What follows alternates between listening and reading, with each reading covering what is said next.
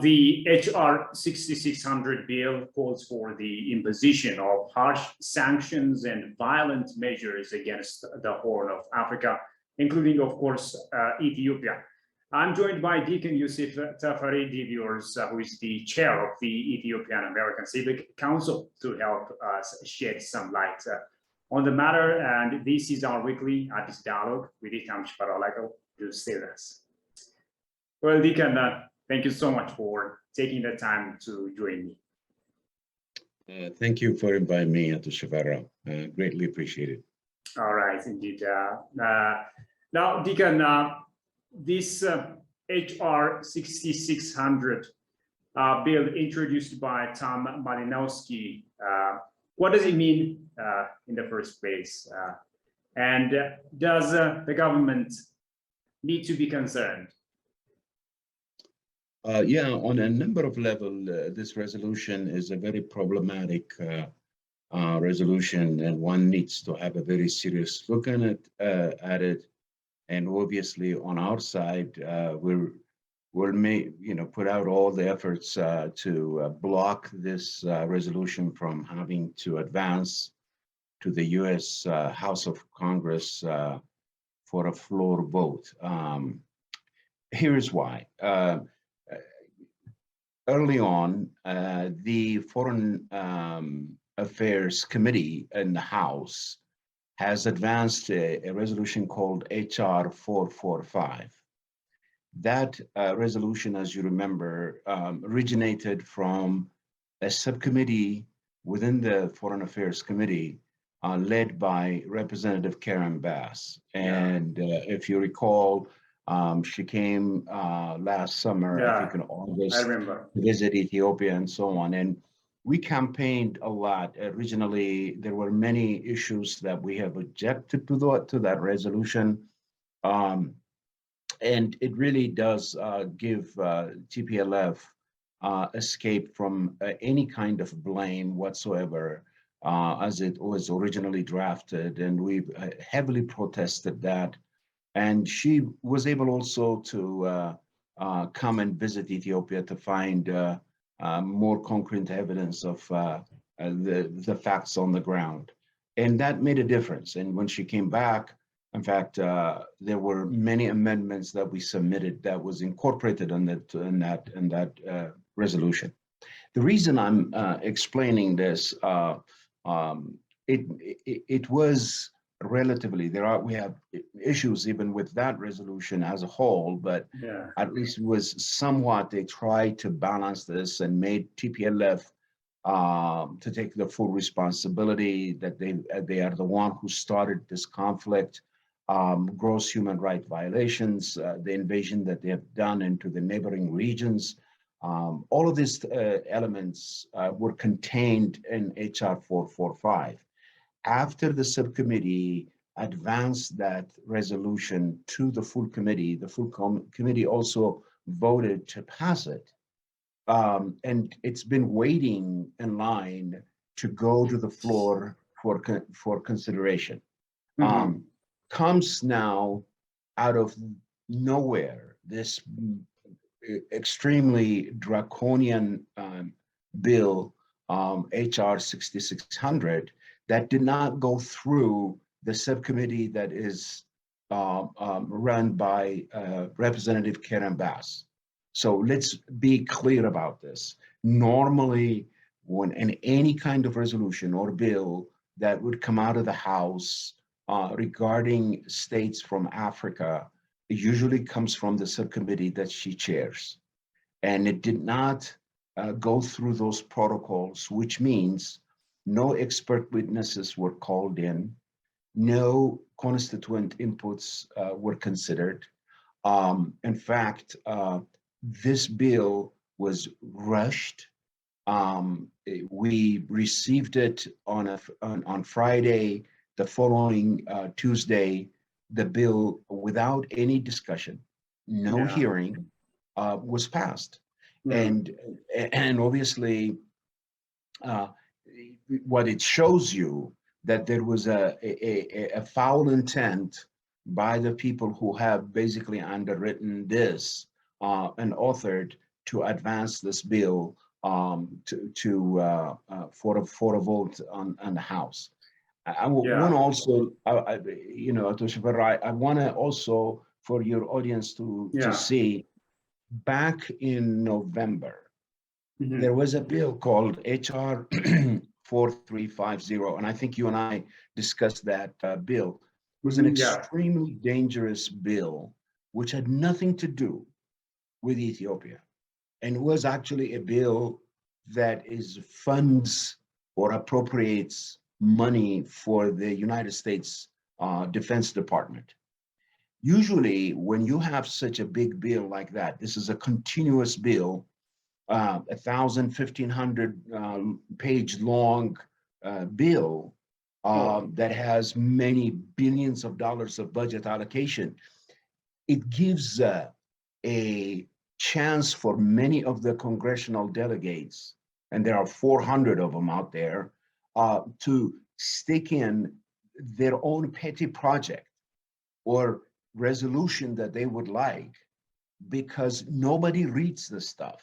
And so usually if it is a resolution that is very dear close to somebody's interest, it gets tucked in. And guess what is there that affects Ethiopia? By the way, like I said, this bill as a whole has nothing to do with anybody in Africa, for that matter, anyone in the world. It is a budget bill, but in it was a provision that was the most damaging bill that was contained, which is basically ask Ethiopia to be categorized as a state that has committed a crime against humanity, including genocide.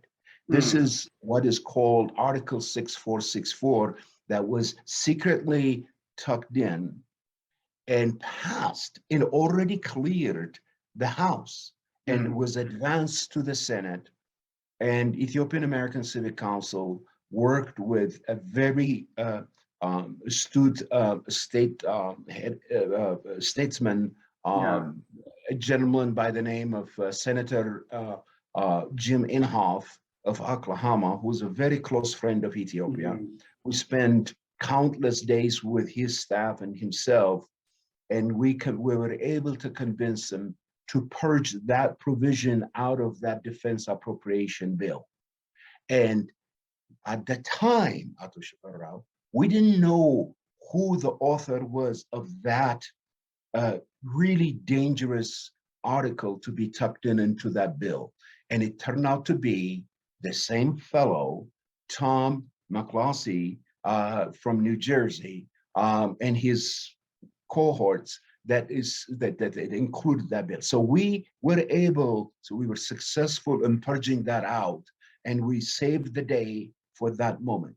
And this time, when they came back, very organized under the HR 6600, well, we could go on through many of the provisions. Essentially, they have never put anything like this against any country in Africa. And it is one of the most damaging, the most dangerous, the most hurtful. Draconian also, as you recently said. Sorry, Deacon, for interrupting you. So can you tell me more about the difference between the current HR 6600 and HR 4350 that EACC worked on, of course, and the bill was rejected last time, but now here again. Why this bill is coming back in a different name?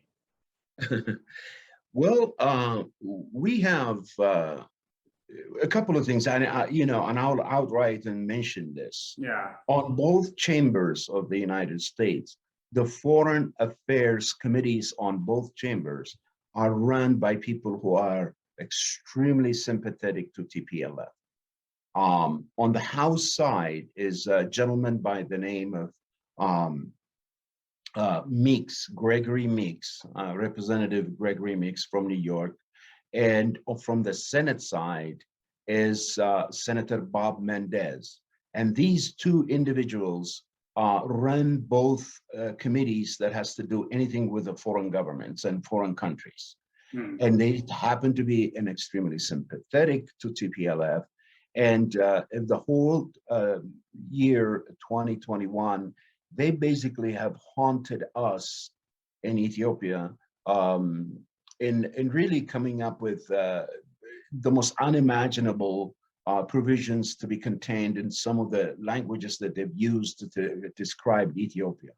But finally, this is essentially a resolution. By the way, this have a chance of being a full-fledged bill that could go to the president's desk for his signature to become the law of the land. So this is not just a simple resolution, and I'll go into it later on.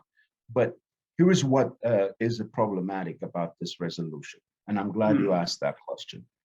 The reason this is extremely draconian and very, very hurtful is that it started out by basically essentially asking the same thing that they try to ask in the HR 4350, how essentially it is asking the State Department to take about 6 months for them, to categorically describe Ethiopia as a state that have committed genocide, okay? And then basically what they're saying is, if in fact you categorize them as such, we need you to come up with a new strategic plan for the United States, how to deal with Ethiopia. And that plan, after 6 months, you need to come back to Congress with your proposal, how you're going to deal with Ethiopia, and we'll make it a permanent law. I mean, this is literally a threat that can affect Ethiopia for generations to come. So here is how they're characterizing it. Number one, they basically are saying that we know there is a human rights violation in Ethiopia, that there is crime against humanity, there is possible genocide that have taken place. We need to make sure that the State Department comes up with a plan that would basically come up with an investigating team to come to Ethiopia to find out if all of these allegations are accurate and correct, so that with the finding of this independent team, that, by the way, it demands that it needs to have an unfettered access to every part of Ethiopia. Essentially, what they're saying is, all right, we're going to send an investigating team, by the way, since we suspect there is some crimes that have been committed in Ethiopia. What this investigating team will do independently is conclude that our long suspicion about Ethiopia, in fact, is true. You cannot come up with a better and more impartial investigative body than the United Nations Human Rights Commission. You could not get it better than even recent reports of Amnesty International that, in the past have been more favorable to TPLF and have glossed over crimes that have been committed in Maikadra and other places. So the fact that they're wanting to have their own quote unquote impartial investigators to go into Ethiopia with unfettered access, that is a gateway to get the license that they need to do whatever measure they want to do against Ethiopia. The second part of it is that it lines up virtually all known international financial institutions to block Ethiopia for having access to foreign capital.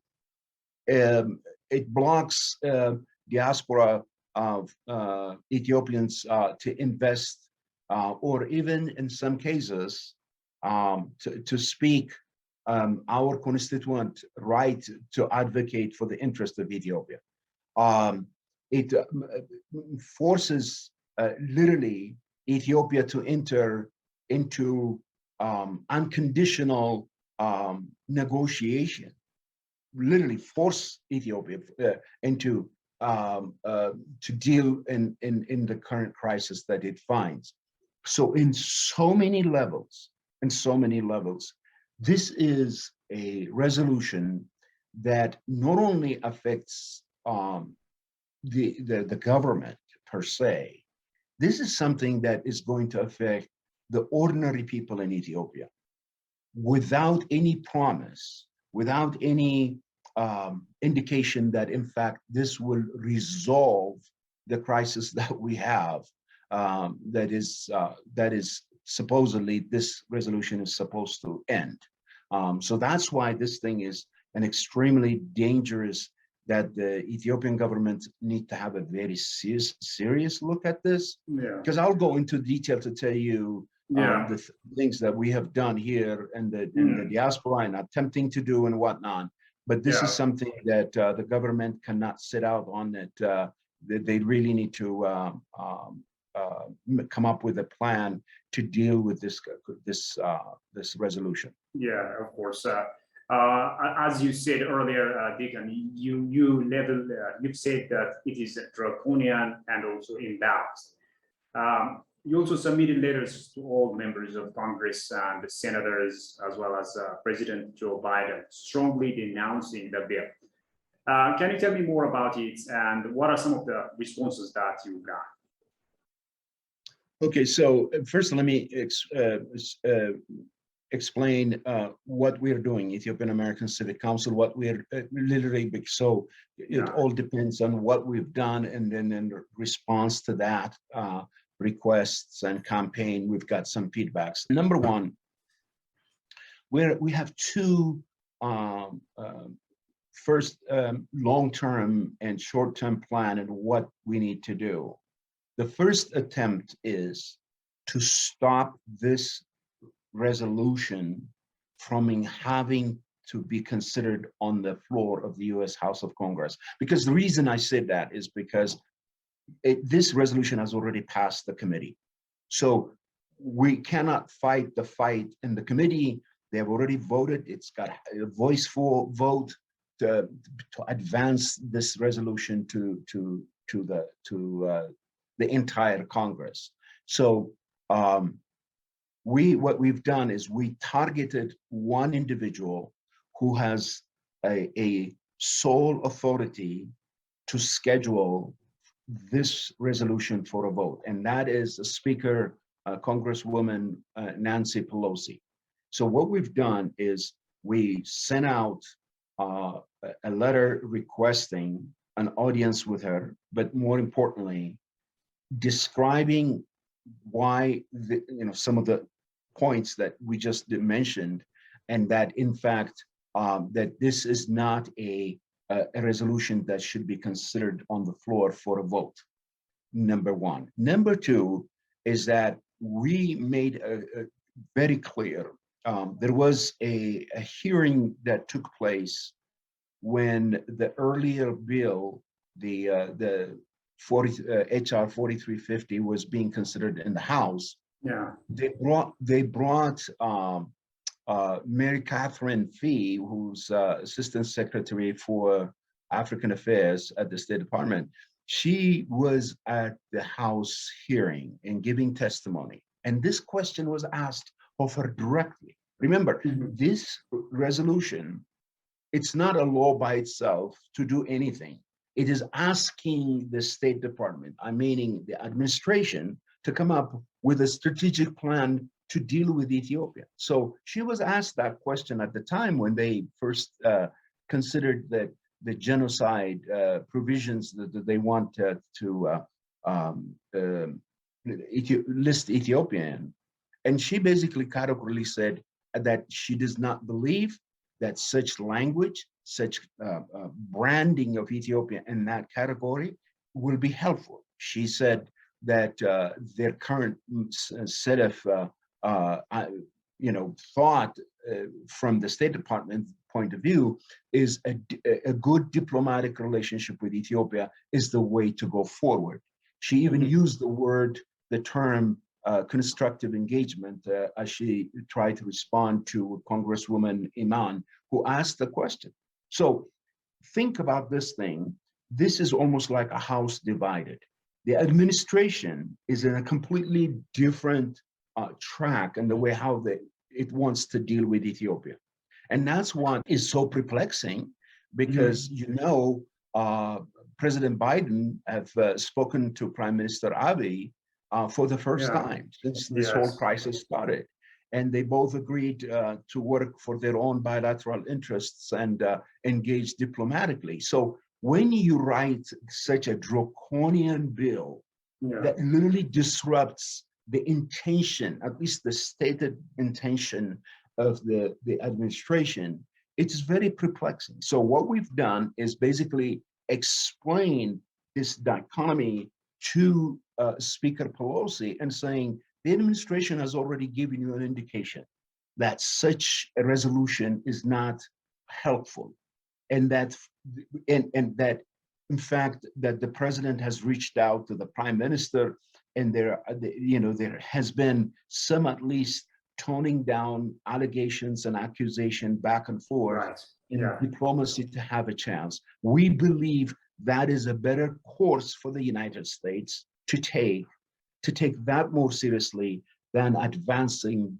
this bill that is not only that it is draconian, it wouldn't even achieve the things that the United States wants to expect to get out of this thing regarding Ethiopia. And through the process, it's the people that will hurt, especially the people that are in the war zone. I mean, Amhara, Afar, and Tigray.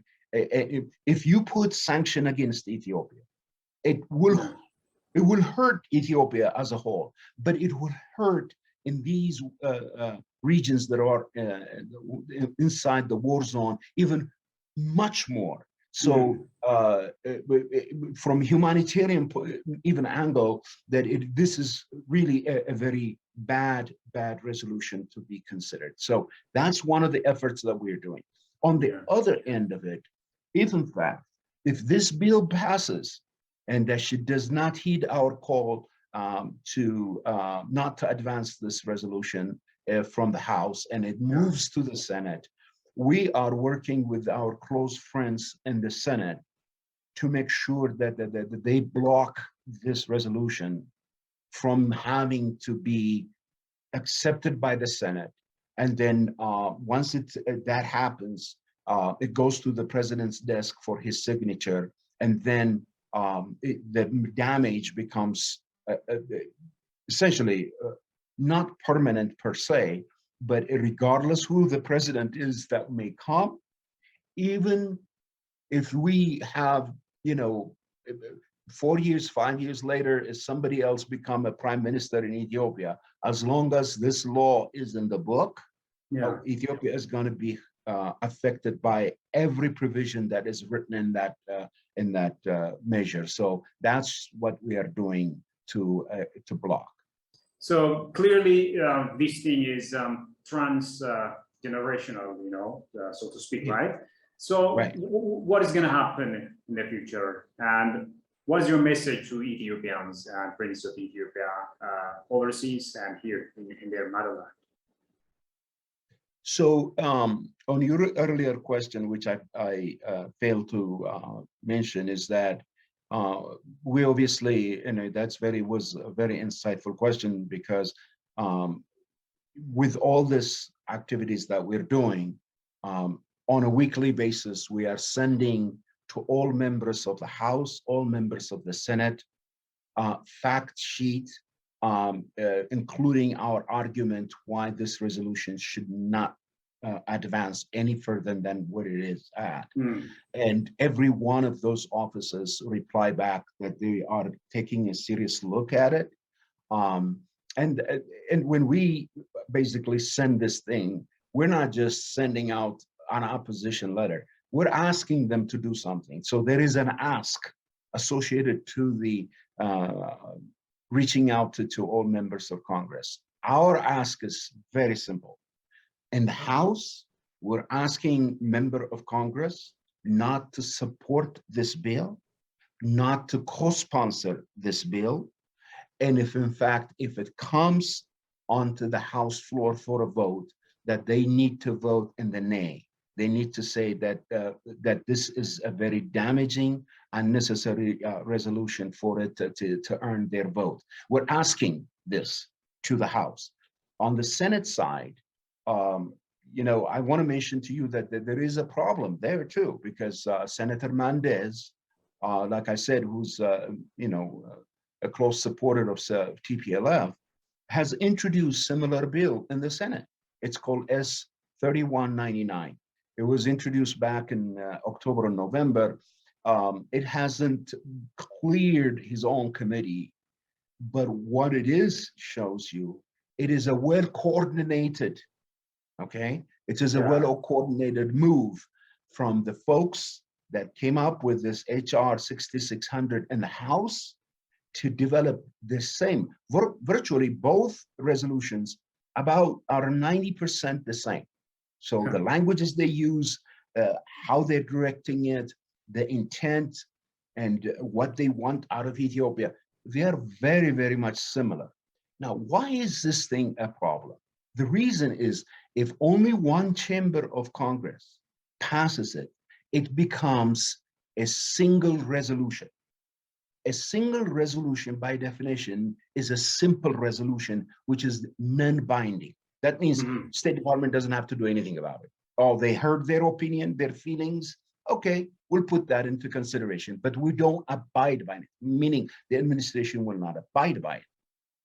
But when you have both houses, i.e. the House and the Senate, comes up with a resolution that are very similar, and then somehow they compromise to make it a single resolution, which then becomes a joint resolution of both houses, then it almost acts like a bill.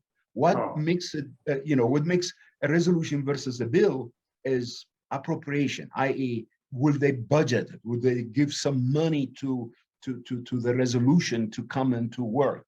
In this case, they don't need to do that because there's already money allocated for the administration to work on it, so they don't have to come up with, so it won't be a bill, but it will become a joint resolution.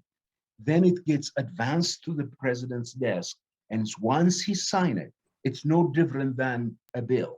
That's why this is a very dangerous, well-coordinated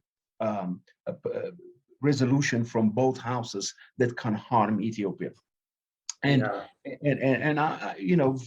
your question is right. That's why we Ethiopians, particularly in the diaspora, we need to unite as we have done in the past. When we passed HR 128, when we purged out HR 4350, as I indicated earlier, we need to speak in one voice, calling up our representatives from all our locals and express our disapproval of this resolution and directly asking our representative not to support it. It's one thing for an organization like Ethiopian American Civic Council to ask and explain, but it's totally different when the constituents of those representatives hear it from their own constituents objecting the bill. It takes a different shape. That's one thing that we have to do. And the second thing that we need to do is we need to appeal to the Ethiopian government that they cannot take this thing very lightly. I have no, stronger appeal to the government to say, you need to make this thing a diplomatic priority number one because it will disrupt everything. This is a major disruption.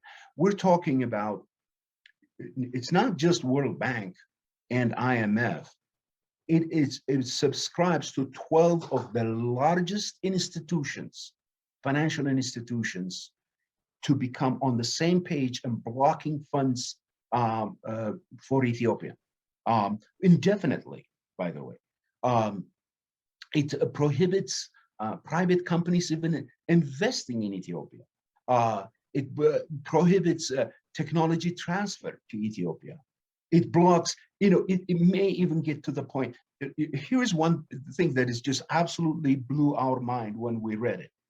And that is anyone who's seeking to enter to United States from Ethiopia, if they were suspected in any way supporting Ethiopian government or advocating for the cause that Ethiopia is in, that history, or if they can find out if in fact that individual who's petitioning to get a visa to enter the United States, that activity should be part of the consideration whether to allow the visa for that individual to enter the United States. That is almost unheard of. Okay, so in so many levels, this is a complete sanction. This is to a level that is almost borders an embargo measure. I urge the Ethiopian government to really see the danger of this thing and assign some seasoned diplomats, to come and meet with some congressional members, including Speaker Nancy Pelosi, argue that instead of this resolution, why this diplomatic engagement that is initiated by the State Department, the National Security Council of the United States, and the White House is a better way to deal with Ethiopia. This advocacy has to be done both by the government and by the diaspora group like ourselves. Well, Deacon, thank you so much for your wonderful ideas and for your time. Thank you so much, Tafari. I appreciate this is really a conversation that we need to have as diaspora and as a nation. And I thank you for you giving the time for this discussion. Yes, thank indeed. you, sir. And also, Deacon, thank you for the job that you are doing and keep up the good work. Well, the viewers, with that, we come to the end of today's program. Thank you for having been with us. Until I see you next time with another program, it's goodbye from me, Tafari.